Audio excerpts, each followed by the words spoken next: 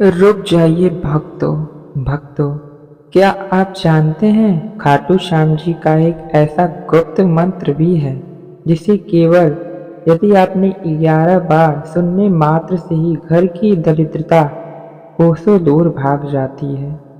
आज मैं आपको वही दुर्लभ मंत्र सुनाने वाला हूँ। अगर मेहनत के बाद भी पैसा हाथ में नहीं टिक रहा हो तो यकीन मानिए, बाबा श्याम जी का यह मंत्र आपकी बंद किस्मत का ताला खोल देगा। बस इसे अंत तक श्रद्धा भाव से सुने। कलयुग के अवतारी बाबा श्याम का यह चमत्कारी मंत्र जिसने भी पूरे मन से सुना है, उसकी झोली कभी खाली नहीं रही। वीडियो को बीच में न छोड़ें, क्योंकि आज आपकी प्रार्थना स्वीकार होने वाली है।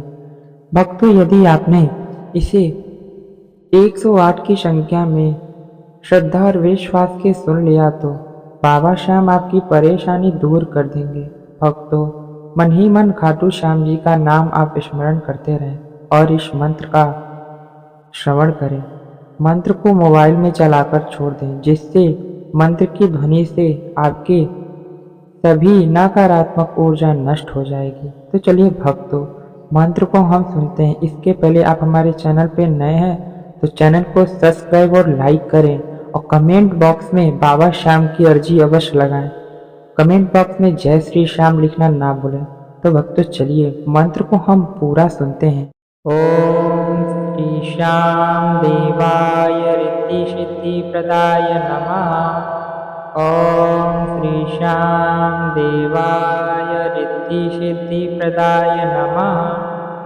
ओम श्री श्याम देवाय रिद्धि सिद्धि प्रदाय नमः। ओम श्री श्याम देवाय रिद्धि सिद्धि प्रदाय नमः। ओम श्री श्याम देवाय रिद्धि सिद्धि प्रदाय नमः। ओम श्री श्याम देवाय रिद्धि सिद्धि प्रदाय नमः। ओम श्री श्याम देवाय रिद्धि सिद्धि प्रदाय नमः। ओम श्री श्याम देवाय रिद्धि सिद्धि प्रदाय नमः। ओम श्री श्याम देवाय रिद्धि सिद्धि प्रदाय नमः। ओम श्री श्याम देवाय रिद्धि सिद्धि प्रदाय नमः। ओम श्री श्याम देवाय रिद्धि सिद्धि प्रदाय नमः। ओम श्री श्याम देवाय रिद्धि सिद्धि प्रदाय नमः। ओम श्री श्याम देवाय रिद्धि सिद्धि प्रदाय नमः।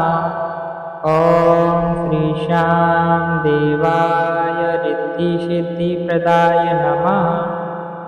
ओम श्री श्याम देवाय रिद्धि सिद्धि प्रदाय नमः। ओम श्री श्याम देवाय रिद्धि सिद्धि प्रदाय नमः। ओम श्री श्याम देवाय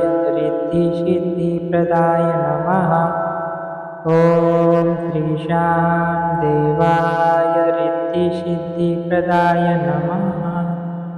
ओम श्री श्याम देवाय रिद्धि सिद्धि प्रदाय नमः। ओम श्री श्याम देवाय रिद्धि सिद्धि प्रदाय नमः। ओम श्री श्याम देवाय रिद्धि सिद्धि प्रदाय नमः।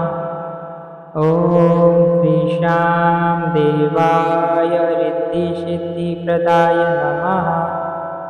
ओम श्री श्याम देवाय रिद्धि सिद्धि प्रदाय नमः। ओम श्री श्याम देवाय रिद्धि सिद्धि प्रदाय नमः। ओम श्री श्याम देवाय रिद्धि सिद्धि प्रदाय नमः। ओम श्री श्याम देवाय रिद्धि सिद्धि प्रदाय नमः। ओम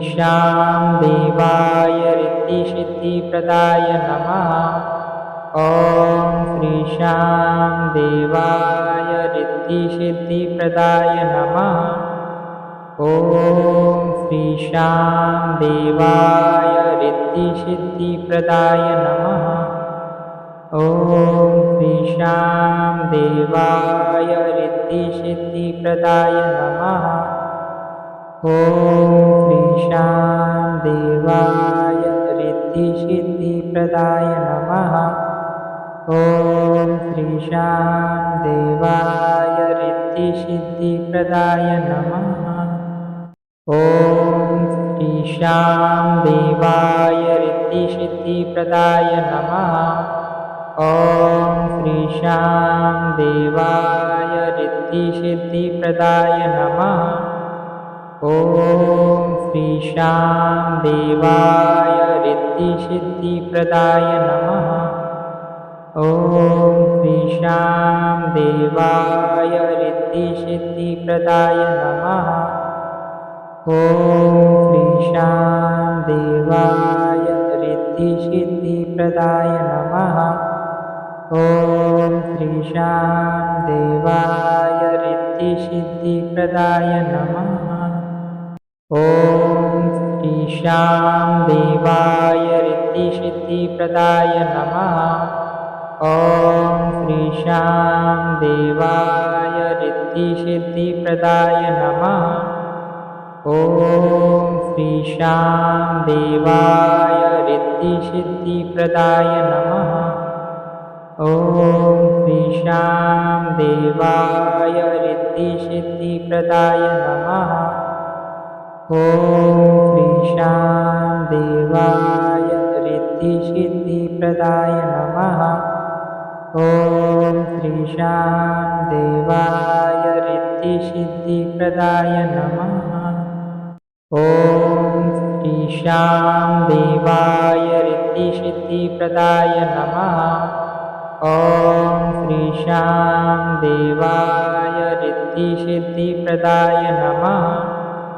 ॐ श्री श्याम देवाय रिद्धिसिद्धिप्रदाय नमः। ॐ श्री श्याम देवाय रिद्धिसिद्धिप्रदाय नमः। ॐ श्री श्याम देवाय रिद्धिसिद्धिप्रदाय नमः। ॐ श्री श्याम देवाय रिद्धिसिद्धिप्रदाय नमः। ॐ श्री श्याम देवाय रिद्धिसिद्धिप्रदाय नमः। ॐ श्री श्याम देवाय रिद्धिसिद्धिप्रदाय नमः। ॐ श्री श्याम देवाय रिद्धिसिद्धिप्रदाय नमः। ॐ श्री श्याम देवाय रिद्धिसिद्धिप्रदाय नमः। ॐ श्री श्याम देवाय रिद्धिसिद्धिप्रदाय नमः। ॐ श्री श्याम देवाय रिद्धिसिद्धिप्रदाय नमः। ॐ श्री श्याम देवाय रिद्धिसिद्धिप्रदाय नमः। ॐ श्री श्याम देवाय रिद्धिसिद्धिप्रदाय नमः। ॐ श्री श्याम देवाय रिद्धिसिद्धिप्रदाय नमः। ॐ श्री श्याम देवाय रिद्धिसिद्धिप्रदाय नमः। ॐ श्री श्याम देवाय रिद्धिसिद्धिप्रदाय नमः। ॐ श्री श्याम देवाय रिद्धिसिद्धिप्रदाय नमः। ॐ श्री श्याम देवाय रिद्धिसिद्धिप्रदाय नमः। ॐ श्री श्याम देवाय रिद्धिसिद्धिप्रदाय नमः। ॐ श्री श्याम देवाय रिद्धिसिद्धिप्रदाय नमः। ॐ श्री श्याम देवाय रिद्धिसिद्धिप्रदाय नमः। ॐ श्री श्याम देवाय रिद्धिसिद्धिप्रदाय नमः। ॐ श्रीशां देवाय रिद्धिसिद्धिप्रदाय नमः। ॐ श्रीशां देवाय रिद्धिसिद्धिप्रदाय नमः। ॐ श्रीशां देवाय रिद्धिसिद्धिप्रदाय नमः। ॐ श्रीशां देवाय रिद्धिसिद्धिप्रदाय नमः। ॐ श्रीशां देवाय रिद्धिसिद्धिप्रदाय नमः।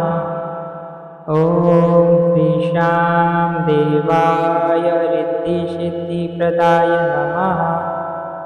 ॐ श्रीशां देवाय रिद्धिसिद्धिप्रदाय नमः। ॐ श्रीशां देवाय रिद्धिसिद्धिप्रदाय नमः। ॐ श्रीशां देवाय रिद्धिसिद्धिप्रदाय नमः। ॐ श्रीशां देवाय रिद्धिसिद्धिप्रदाय नमः। ॐ श्रीशां देवाय रिद्धिसिद्धिप्रदाय नमः। ॐ श्रीशां देवाय रिद्धिसिद्धिप्रदाय नमः। ॐ श्रीशां देवाय रिद्धिसिद्धिप्रदाय नमः। ॐ श्रीशां देवाय रिद्धिसिद्धिप्रदाय नमः।